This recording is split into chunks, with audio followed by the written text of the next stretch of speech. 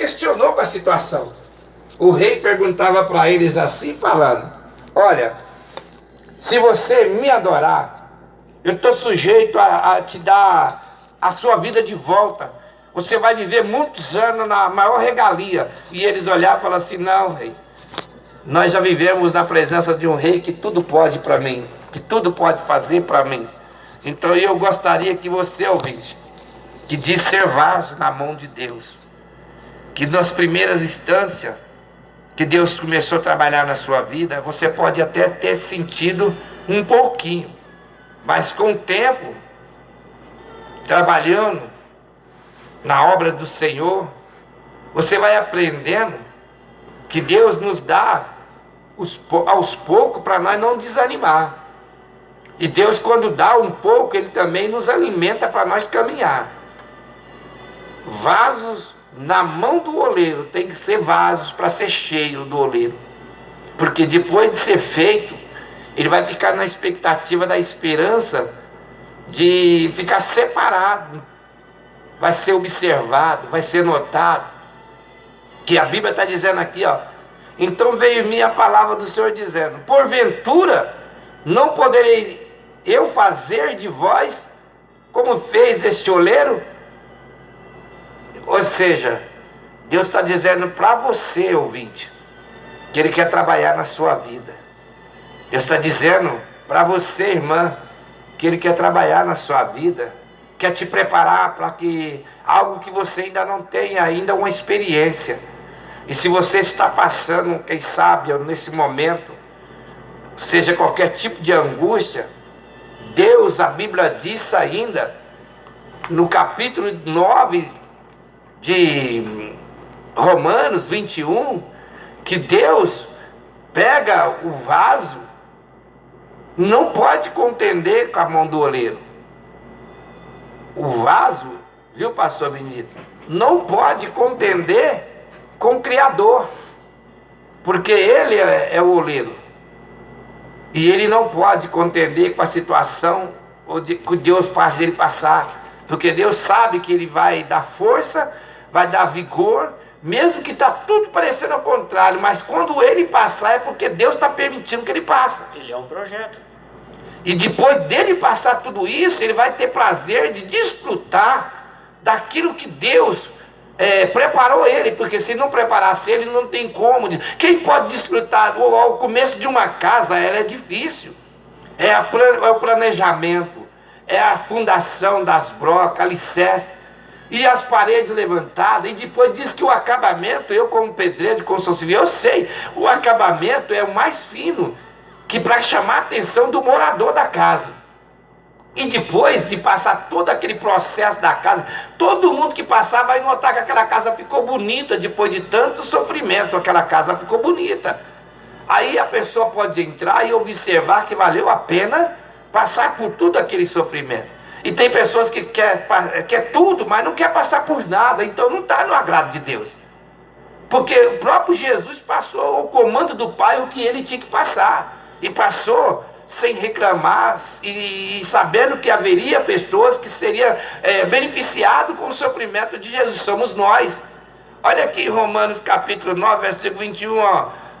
Não tem o oleiro o poder sobre o barro, para que da mesma massa faz um vaso para a honra, ou outro para a desonra. Para a desonra, nasceu na família de Davi, Abisalom. Quis roubar o pai, furtava o pai, era vaso de desonra. Jesus chama os 11 vasos abençoados. Um vaso para desonra, para fazer o que tem que fazer. No princípio, criou Deus a primeira família. Nasce Caim também, com a mesma massa, com o mesmo barro de Abel, faz um vaso para desonra. É porque é o oleiro que faz. E quando é o oleiro que faz, nós não podemos contender. Você sabe disso, não é, pastor? Porque aqui, Romanos 9, versículo 1. Ou não tem o oleiro poder sobre o barro, para da mesma massa fazer um vaso para a honra, ou outro para a desonra?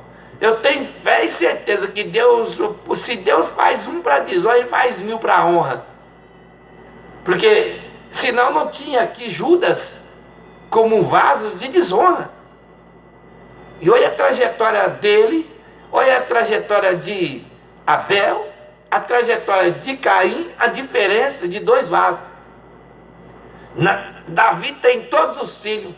Tem um que vai magoar o pai de uma maneira tão grande, que vai tentar tirar o reinado do pai para projetar as coisas mal dentro da casa do pai, que era Absalom, homem bonito, cabelo comprido, diz que cortava 6 fios de cabelo, era muito cabelo que cortava dele por ano, que era um jovem que destacava, lindo. Outro vaso para desonra, chamado por Deus, não, mas pelo povo, quando viu que Samuel estava se envelhecendo, a família de Samuel tem problema, só vê o problema na casa daquele que serve a Deus, mas nunca vê o problema na casa dele, né? Aí seus filhos não servem a Deus, aí quem vai julgar nós? Nós queremos um rei que vai diante de nós, que nem as outras nações, ou seja, já tinha se corrompido, estava olhando o que não era para eles olhar, estava dentro da casa do pai olhando o que não era para eles olhar. E a Bíblia diz que eles queriam adquirir um rei. Aí Deus vai lá na presença de Samuel e fala: Samuel, não fica triste não, meu filho. Eles não estão rejeitando você não, estão me rejeitando, é eu.